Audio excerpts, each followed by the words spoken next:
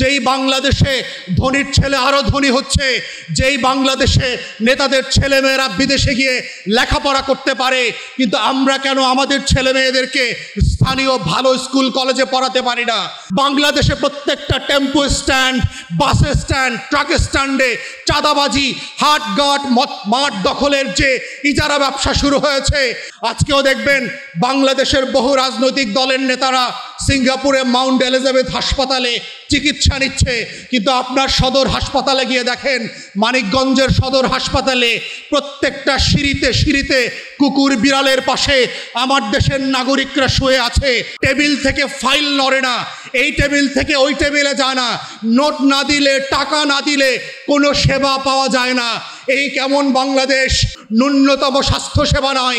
ঢাকা মেডিকেলে যান, যে কোনো জায়গাতে যান, তাহলে 53 বছর পরেও আমার সেই স্বপ্নের স্বাধীনতার সাম্য, মানবিক মর্যাদা এবং সুবিচারের জায়গা কোথায়?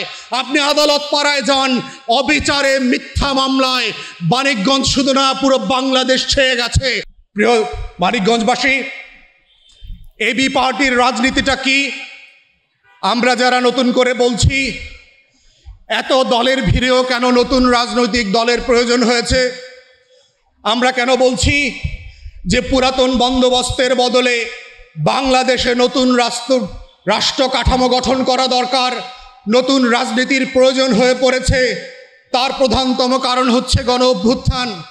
আপনারা জানেন যে পুরাতন রাজনৈতিক বন্দোবস্তের বিরুদ্ধে লড়াই করেই গত বছর আপনারা দলের ব্যানারে এবং দল ছাড়া বৈষম্য বিরোধী ছাত্র আন্দোলনের ডাকে মাঠে নেমে এসেছিলেন, শুধুমাত্র বাংলাদেশের আজাদির প্রশ্নে না, বাংলাদেশকে স্বাধীন রাখার প্রশ্নে এবং এই রাষ্ট্রটাকে রাষ্ট্র বানানোর প্রশ্নে।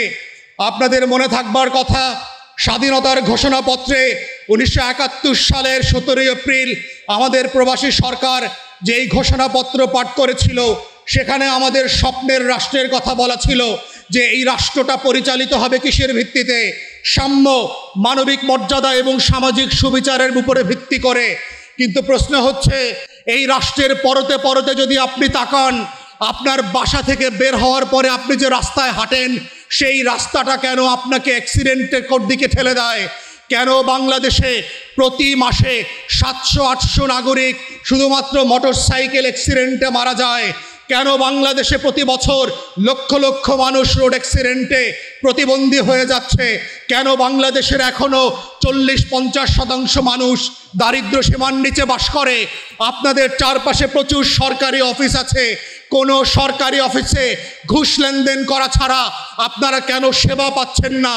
আপনার বাড়ির সামনের ড্রেনে ময়লার পানি, বৃষ্টির পানি, সুয়ারেজের পানি একাকার হয়ে যাচ্ছে।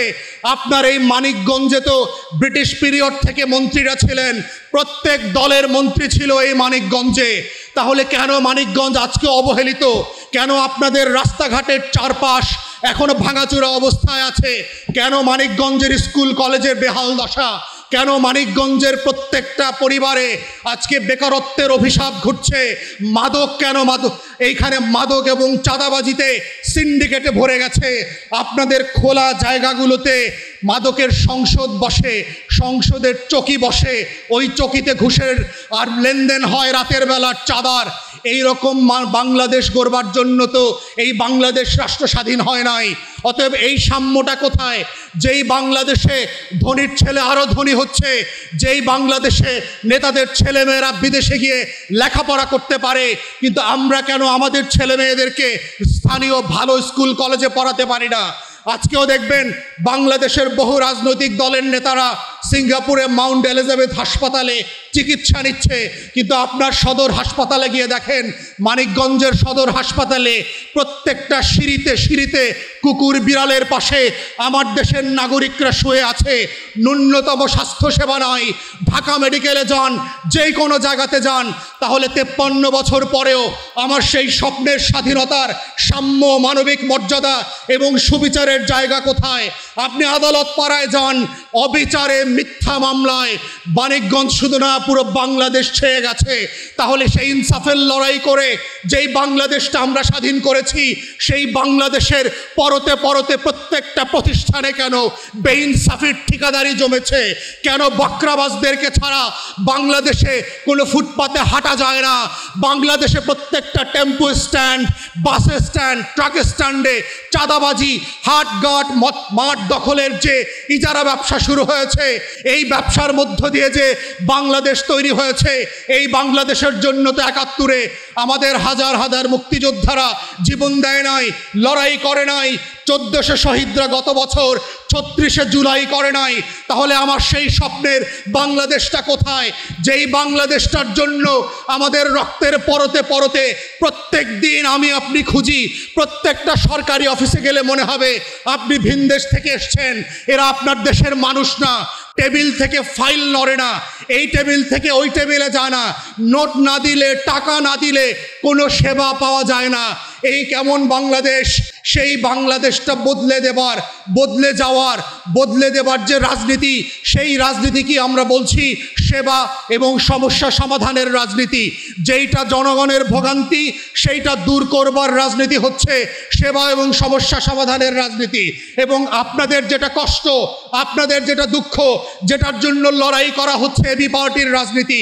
আপনার যেখানে ভোগান্তি, সেই ভোগান্তিকে নিয়ে সরকারের সাথে, রাষ্ট্রের সাথে নেগোশিয়েট করা, ঝগড়া করা, তদবির করা, মিছিল মিটিং করা, সেই রাজনীতির নাম হচ্ছে সেবা এবং সমস্যা সমাধানের রাজনীতি। আমাদের রাজনীতির ভিতরে বংশ পরম্পরার কোনো জায়গা থাকবে না। কৃষকের ছেলে হোক, মুচির ছেলে হোক, হিন্দুর ছেলে হোক আর মুসলমানের মেয়ে হোক, যদি যোগ্য হয়, যেই যেখানে চাকরি পাওয়ার উপযুক্ত, তাকে সেখানে যোগ্যতার ভিত্তিতে চাকরি দিতে হবে। এটাই হচ্ছে নতুন বাংলাদেশের রাজনীতি। নতুন বাংলাদেশের রাজনীতিতে কেই ছোট লোকের ছেলে আর কেউ বড় লোকের ছেলে, কে রাজবংশের ছেলে আর কেউ ফকিরের ছেলে, কে গুলশান বনানীতে বড় হয়েছে আর কে বস্তিতে বড় হয়েছে, সেটা কোনো গ্রহণযোগ্য মাপকাঠি হবে না। 53 বছর পরে এসে কেউ মাদ্রাসার ছেলে মেয়েদেরকে, দাড়িওয়ালা টুপিওয়ালা মানুষদেরকে ধরে নিয়ে রাতের বেলায় জঙ্গি নাটক সাজিয়ে হাজারে হাজারে শত শত খুন খারাপি করা, রাস্তা বেছে লাশ পানিতে ফেলে দেওয়া, জানাজা হইতে না পারা, সেই বাংলাদেশ আমরা আর ফেরত আনতে দেব না। এই বাংলাদেশে যে নামে যে রাজনীতি করতে চান করতে পারবেন, গণতন্ত্রের মূল্যবোধ মেনে সবাই সবার সমালোচনা করবেন, প্রতিপক্ষের যুক্তি তর্ক দিয়ে প্রতিপক্ষকে হারাতে হবে, কিন্তু গণতন্ত্রের মূল্যবোধের বাইরে কাউকে স্ল্যাং বলা, অপদস্থ করা, কোনো মিথ্যা ভাষা দিয়ে, অশ্রাব্য ভাষা দিয়ে, নিউ ইয়র্কে যেটা ছাত্রলীগ যুবলীগ নামক বদমাইশরা করেছে, এই ভাষার রাজনীতি বাংলাদেশে আমরা দেখতে চাই না। আমরা গণতন্ত্রের রাজনীতি দেখতে চাই। সব রাজনৈতিক দল গণ অভ্যুত্থানের পক্ষের শক্তিগুলো মিলে আমরা সেই বাংলাদেশ গড়ব এবং সেই বাংলাদেশটা গড়তে হবে। সাম্প্রতিক সময়ে ঐকমত্য কমিশনে আমরা সবাই আলোচনা করে যে জুলাই সনদ তৈরি করেছি, সেই সনদ বাস্তবায়নের মধ্য দিয়ে, যেই সনদের মধ্য দিয়েই বাস্তবায়নের মধ্য দিয়ে আগামী গণ অভ্যুত্থানের বাংলাদেশটা বিনির্মিত হবে, যেই সনদের ভিত্তিতে আগামী ফেব্রুয়ারিতে নির্বাচন হবে, সংসদ গঠিত হবে, আইন পরিবর্তন হবে, সনদকে বাস্তবায়ন দেওয়া হবে এবং যেই সনদের মধ্য দিয়ে গণ অভ্যুত্থানের যে আকাঙ্ক্ষা ছিল, যে আকাঙ্ক্ষার জন্য এবি পার্টি গত 6 বছর ধরে লড়াই করছে, ফ্যাসিবাদের বিরুদ্ধে কথা বলেছে, আন্দোলনের সংগ্রামে জনগণের পক্ষে আওয়াজ তুলেছে, গণতন্ত্রের মুক্তির লড়াইয়ের জন্য কথা বলেছে, বিএনপি, জামাত, ইসলামী আন্দোলন থেকে হেফাজত থেকে শুরু করে 12 বাংলাদেশের মুসলিম জনগোষ্ঠীর পক্ষে কথা বলেছে, লড়াই করেছে। সেই রাজনীতির নাম হচ্ছে নতুন বাংলাদেশপন্থী রাজনীতি। এই বাংলাদেশপন্থী রাজনীতির জায়গাতে হচ্ছে এবি পার্টি সমস্যা সমাধানের রাজনীতিকে ইন্ট্রোডিউস করে যেই রোল মডেল কান্ট্রি করতে চায়, সেই দেশটার নাম হবে কল্যাণ রাষ্ট্র। যেই রাষ্ট্রে আপনার ছেলে মেয়েদেরকে আমাজনের জঙ্গলে 3 মাস পাড়ি দিয়ে আমেরিকাতে অবৈধভাবে ঢুকতে হবে না, সাইবেরিয়ার বরফমণ্ডিত মেসিডোনিয়া এবং সেন্ট্রাল এশিয়াতে থেকে মাসের পর মাস কঙ্কাল হয়ে মরতে হবে না। সেই বাংলাদেশটা আমরা তৈরি করতে চাই এবং সেই বাংলাদেশ তৈরি কল্পে আপনাদের মানিকগঞ্জবাসীর পক্ষে আমরা আহ্বান করছি, আপনারা শরিক হন, সবাই মিলে এই লড়াইতে শরিক হয়ে নতুন একটা রাষ্ট্র এবং রাজনীতি বিনির্মাণ করবার মধ্য দিয়ে আমরা বাংলাদেশটাকে বদলে দিতে চাই। মুক্তিযুদ্ধের বাংলাদেশকে নিয়ে আসতে চাই, গণ অভ্যুত্থানের বাংলাদেশকে নিয়ে আসতে চাই, নবাব সলিমুল্লাহর সেই শতবর্ষের অধিকারের বাংলাদেশটাকে ফিরায় আনতে চাই।